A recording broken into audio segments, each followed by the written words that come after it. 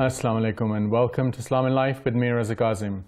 The role of the Muslim individual within a community, be it a geographical community or, as per the focus of this program, be it a religious community, is an important part of the Muslim identity. But how does the community influence the individual? And when we say community, it in itself is made up of individuals and not one monolithic block. So how can the individual be necessarily motivated by the community?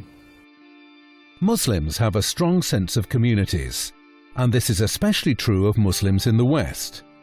Having originated from different countries with different cultural and religious outlook to many aspects of daily life, Western Muslims tend to look at their mosques and centers as the most important influencing factor in maintaining links to their roots.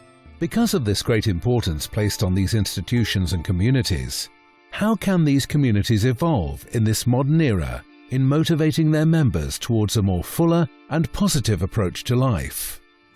How important are these communities, and how influential are they truly in directing the course and attitudes of individuals? How can these communities collectively motivate the Muslim Ummah towards more positive actions? How can they inculcate the basic Islamic tenets in their members, such as the values of caring about others, while at the same time maintaining an ambitious and positive attitude towards life? How do they address the challenges of negative attitudes, narrow-mindedness, and laziness, and turn them into a more positive participation by Muslims in their environments? We're honoured to be joined by our esteemed guest, Professor Tariq Ramadan, to discuss all of these issues. Welcome to the program, Professor. Assalamu alaikum. Wa alaikum assalam. I want to start off by asking, to what extent are the individuals valued by these community centres that were being talked about? That's a good question from an Islamic perspective, because very often, and it's not only something that we are talking about from within, the perception around the world is that when you speak about Islam and Muslims, we are speaking about communities, we are not speaking about individuals. While at the same time, when you come back to the Quran, the very understanding of your journey towards God is وَكُلُّهُمْ أَتِيهِمْ يَوْمَ الْقِيَامَةِ فَرْدًا, that one day you are going to be alone. So you have to deal with your own self as an individual and understanding the very meaning of spiritual loneliness. But there is a connection here, and the community is very important at many levels. First, we are a community being, so we have been created with this, that we have to be part of a community, and we need to understand that we have to serve a community, and that the community is going to help the individuals to be good human beings and good person with what is needed as to the morality and as to the character. So we need to have a balanced way of dealing between the religious, spiritual community and the individual, and respecting the individual, because this also is a danger, is that if you end up being obsessed with the community, we end up neglecting the individuals and sometimes being very judgmental about individuals. It's interesting what you actually say about the individual and the community, and there's a balance. And within that context, what is the balance between the rights of the individual and the rights of the community on the individual, if you like? Yes, that's very important. That's very important, and this is why, from the beginning, the fuqaha, the jurists, were even when they were talking about God's rights towards the individual and the community and humans' rights towards the individual. So you are dealing with two dimensions, your relationship with God. And in this, there is something which is very important, which is the fact that you have a life, that you have things that are known only by God, that you have a privacy, that this is where you don't spy on people, and this was even said to great scholars and great leaders, that be careful, the privacy and the intimacy. This is the knowledge of God. If I'm doing something bad that you don't know, don't spy on me. Understand that the fact that you don't know, it's something which is God's knowledge and my right to be protected from the people, which is the very meaning of the sitr, which is one of the names of God. is Sattar, the one who is covering, and then we have to cover. So there is something here which has to do with my spiritual life, my private life, and then in a society, my rights. So my rights is equality, freedom of expression, the basic needs that all these things are very important. Why? Because this is where you can understand the very meaning of a community. And a community is not forget about your rights, something which was also coming from the response to the capitalist system by the communists was the individuals don't matter. No, in Islam, that's not true. It's always a balance between your private life and serving the community. And the community here should be based on this, acknowledging the rights of the individuals, and then based on something which is before only speaking about rights and duties, speaking about a very deep relationship that we need to have, which is based and coming from the spiritual dimension. إِنَّمَا الْمُؤْمِنُونَ إِخْوَةٌ فَأَصْلِحُوا بَيْنَ أَخَوَيْكُمْ. Believers, men and women, are brothers and sisters in Islam. And not only this, as much as we can be brothers and sisters in humanity, and this is a fact, in the Quran, our brotherhood and sisterhood in and through God is asking and requires from us to be active. فَأَصْلِحُوا بَيْنَ أَخَوَيْكُمْ. Be active in the way you are constructing and building this brotherhood and sisterhood. One of the things that you said within your answer was this idea that you could, if you're doing something bad, then the community does not need to, you have the right to privacy and so on. One of the potential fallouts of that is that it could breed hypocrisy, that on the one hand you're saying something else and you're doing another. On the other hand, there is a potential that with whatever bad act someone is doing, and it could be propagated, if you like, to the rest of the community, so that it becomes part, so it isn't just something that happens to you, it impacts on others as well. So how does that kick in? Yeah, I think that these are very important questions, because this is where a social dynamic should start. Now, if I'm a hypocrite, it's not for you to judge me. You don't know. You have to judge me on what you know. And this was even what the Prophet, peace be upon him, did. He knew that around him there were hypocrites, but he was not trying to look at them. He was just protecting, and this is where you have to be wise, you have to be aware of what is happening, and you judge on what you see. So there are two things here. وَلَا تَجَسَّسُوا. Don't spy on one another. And then حُسْنُ الظَّنِّ, the best opinion, intention that you have to think about your brothers and sisters, about it, say, I don't know what you are doing, but حُسْنُ الظَّنِّ means that I'm not going to be suspicious and suspect you of everything. So you need here to have a positive attitude towards the potential discrepancies and contradictions you can see in people. And this, we are all dealing with our own contradictions. Which means here that the other face, or the other side of the coin here, it's as much as it's very difficult to prevent ourselves from hypocrisy, we should prevent ourselves from judgment. Al-ukhuwa, the brotherhood and sisterhood, means be careful not to be too quick to judge the people. And this is why we have in the Quran, عَلَيْكَ الْبَلَاغُ. You have to spread the word, you have to spread the message. وَعَلَيْنَا الْحِسَابِ. And God is saying, we are judging. You are not the judge of the people. So we have to be very cautious with this. On the other side, what is important in the second part of your question when it comes to the community, this is where we need to understand that it's a very active process to build a community and to come together and to come with this understanding, avoiding judgment, dealing with hypocrites the way we can by protecting ourselves but not trying to find something which is behind, and understanding that as long as God is protecting you, the call for you is not to carry on what you are doing. Sincerity is to reform yourself, is not to think that it's only the people who are seeing you. Al-ihsan, the highest level of faith is what? أن تعبد الله كأنك ترى, that you worship God as if you are seeing Him. فإن لم تكن ترى, if you are not seeing Him, He sees you. He is seeing. So this is where there is a call for your own responsibility here, and not just thinking about what the people think of me.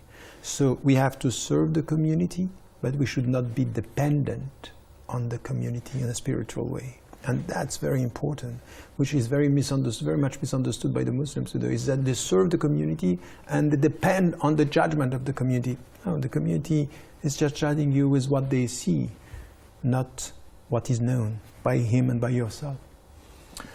There are other points that I do want to go on to, but we do like to keep this show as interactive as possible and really value your opinion. Here is what you sent us this week.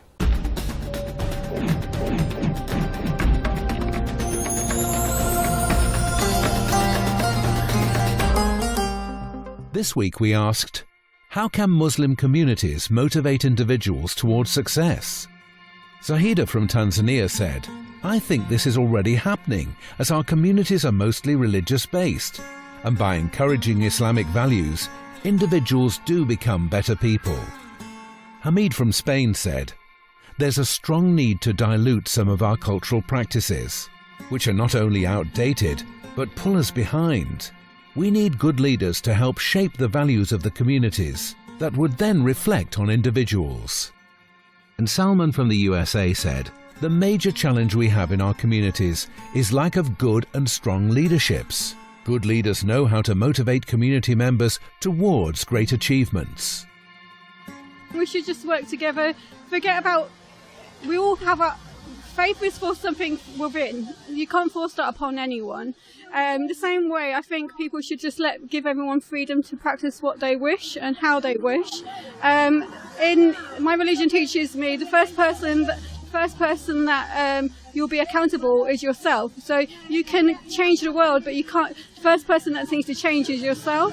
So I would encourage people to just let them be themselves. Well, success, obviously, you need to define what success is. And success brings us back to the first question, and that is success in the eyes of Allah, the Creator, God. Whatever pleases Allah, we should try and achieve that and try implement that to other communities as well, and to share what we know with them. Whether they want to listen or not, we'll just do our best, but we try and do our best, and we try to do good and be good. Ameen. That's all the comments we have for this week. If you'd like to have your views featured in the show, be sure to follow us on Facebook or join us on Twitter. Now you can send your own videos with your comments and even your questions to islamandlife@presstv.com. Can communities make or influence their members towards some change for the better of the community? Yes, of course. It's a two-way process. It's not just, that the community is going to serve. We have a very important verse in the Quran which is quoted and has been quoted by so many, scholars through our history and centuries, is إِنَّ اللَّهَ لَا يُغَيِّرُ مَا بِقَوْمٍ حَتَّى يُغَيِّرُوا مَا بِأَنفُسِهِمْ. God is not going to change a community as long as they are not changing the individuals what is in themselves. So meaning the positive dynamic that you have within a community is going to come from the individuals. And this is something which is very important. You want to change your society, start with your own self. Islah nafsak, so reform yourself and then reform your community. But at the same time, when you are in a community, and you can see this in many places around the world, when you have within the community a very positive dynamic, brothers and sisters working together, for example, around the mosque, we're talking about the mosque as the central place where, for example, it's a place where you feel good when you go, you feel welcome.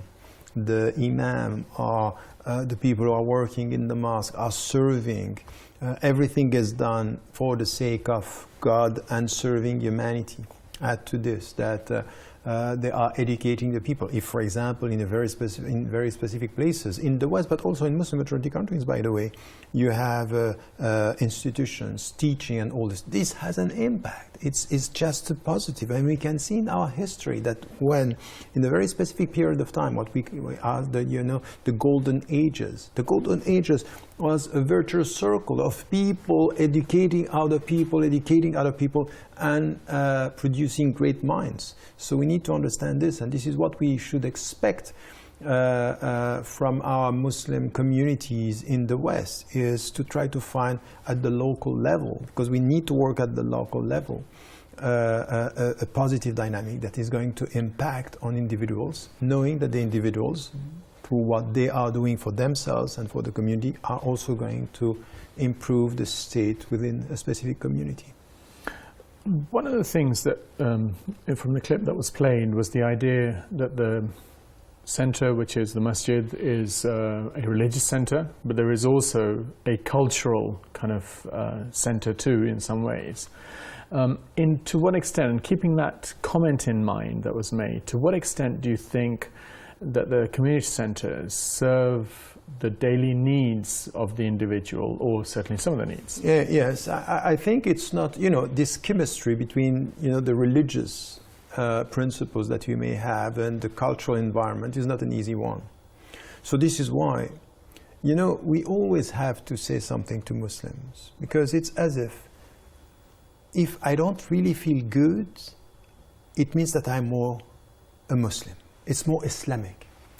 That's completely wrong. The two main principles that we have, and I was dealing with this when we were dealing, with al-maqasid, so the objectives, the highest objective of Islam is rules, yes, al-ahkam, but also al-masalih, the public interest. And the public interest, this means what exactly? Feeling good, that you should feel good where you are. So we need community. When you enter into the community, you're not entering into a world where you feel judged or you feel targeted by the Muslims and asking you about your dress, about this, about that, because this is not a community, this is a tribunal.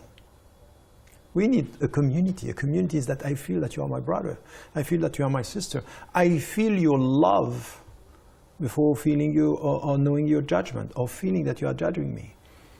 That means that love and brotherhood and friendship and serving the people, it's about what? It's about feeling good. You need to feel good. So, الإطمئنان ليطمئن قلبي, this is what Ibrahim was saying to God, is that I need to have my heart being tranquil, being at peace with your answer. This is the highest level. And then there is something which is feeling good with my brothers and sisters and with humanity. How are you going to do this? Not by saying by people, follow the Islamic principles and be against the cultural environment. We need to get it right. How can I find a cultural environment which is not against the Islamic principles? Or how can I use the Islamic principles to help me to find and to create and to be creative in producing a cultural environment in order to feel good? It means, for example, when it comes to arts, when it comes to literature, when it comes to everything, take the language of the country. Take the language, because this is where I'm going to feel good. So if my community is producing beauty, aesthetics, literature, in the language I feel, because the language is not only words, it's a feeling, it's a culture, I'm going to get it right. This is positive. I want to move on slightly to this idea that, to what extent, you talked about the makeup of the community and described some of the characteristics, if you like, of the Muslim community. Some of the things people listening to this would say, well, this could easily be something that is a part and parcel of any community structure. So what makes a Muslim community distinct from any other community? Yes, that's a good question, because many things that we are saying are universal. We can find them everywhere. Now, from an Islamic perspective, there are three things that are essential in the way we deal with the sense of community. The first is what we have been talking about. A community should protect the individual, and the individual should be serving the community. So there is here a balance between I'm on my own, but I'm here to serve, which also means that you have to avoid individualism, and you have to avoid arrogance. You have to be humble. The best among you is the best for his community or her community or humanity. So we have something here which is a relationship which is a balance. Not everything to the community and not everything for the individuals. This is one. The second is that when we are talking about the way we look at the community, it's a spiritual community. And the spiritual community is, we have a common goal and we have shared principles and shared duties. What is the common goal? At the end, it's our salvation. So the collective salvation is going to be the salvation of the individuals, and we are talking about individual salvation. But this is where it's a spiritual community based on ethical shared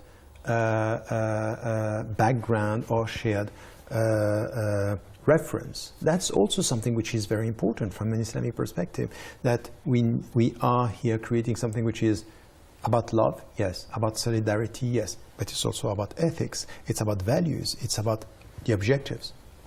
Who are you serving, and who are you going to serve? Are you just serving humanity and forgetting God? Or are you serving God, which means serving humanity? So this is a sense which is also very important, the spiritual dimension of it, requiring that every one of us, when he or she is part of a community, should start with him or herself. Don't forget yourself for the community. And the last, which is the most important one, is that for us, وَكَذَلِكَ جَعَلْنَاكُمْ أُمَّةً وَسَطًا لِتَكُونُوا شُهَدَاءَ عَلَى النَّاسِ. And this is why we made you a community of the middle path, in order for you to bear witness to the truth before humanity. You have a mission. It's just not protecting yourself. We are not a community for ourselves. We are a community with a mission which is serving humanity. So that's something which is important.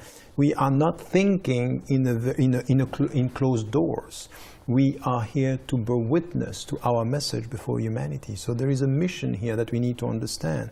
So it's the individual is serving the community, but our spiritual community should serve humanity, not by converting the people, not by imposing our values, but by serving in the name of our shared values: justice, equality, dignity, freedom, all these values that we are caring about. So I think it's very important to understand that in itself, by definition, our community, it's not a closed community. It's not a community that is looking at itself in an arrogant way. We cannot and never can just say, I'm a Muslim, so I'm the best, and the Muslim community is the best. So, you know, we are very, very critical towards the chosen people. And we come to the Quran and say, كنتم خير أمة أخرجت للناس تأمرون بالمعروف وتنهون عن المنكر وتؤمنون بالله. So say, you are the best community. And you say, you promote what is right, you promote what is right, you resist what is bad, and you believe in God. But in fact, the very translation of this verse is in as much as. It's conditional. You are the best community if you promote the right, resist the bad, and believe in God. So there is a condition here that we are not chosen per se out of our blood or out of our faith, out of our actions. So this is the sense of a mission. Talking about becoming better communities and so on, how does the community can it and will it make someone, the individual, a better Muslim? Is that something that can, to what extent can that happen? Yes, of course, it's a collective decision. And this is the starting point. We have collectively to think about how we're going to improve a human being. It's his character, his behavior. So first is what? We collectively decide that we have to provide our children with the best education. It's a collective. Education is not only the family. Of course, it's the family, but it's a community. So what are we going to teach in school? What are we going to give to our children in the mosque? The way we teach our religion today in many mosques, and the way we teach Arabic and other languages, that's wrong. In fact, we are not serving them. We are imposing very bad teachings and very bad methodologies. I think we have to think about this. So the way we have, it's about education, it's about culture. It's also two things that are so important that we are not talking about enough. The first is anything which has to do with sports. You want me to feel good? Sports. And then arts and beauty. All these are dimensions that has to do with the well-being, and this is where we can improve the individuals. Thank you for that. The communal setup that often has its focal point within a community centre or masjid is dependent on the individuals to make it have a strong influential role. How that influence is used depends on the relevance that centre has for the needs of the individual and the way that it can distill the religion from the culture of a different place in a way that will make it possible for it to be applied to the current context. Arguably, for communities to have influence in making someone a better individual, the individual must respect the community. That's all the time we have today. I would like to thank Professor Tariq Ramadan for joining us, and I thank you all for watching. Until next time, goodbye.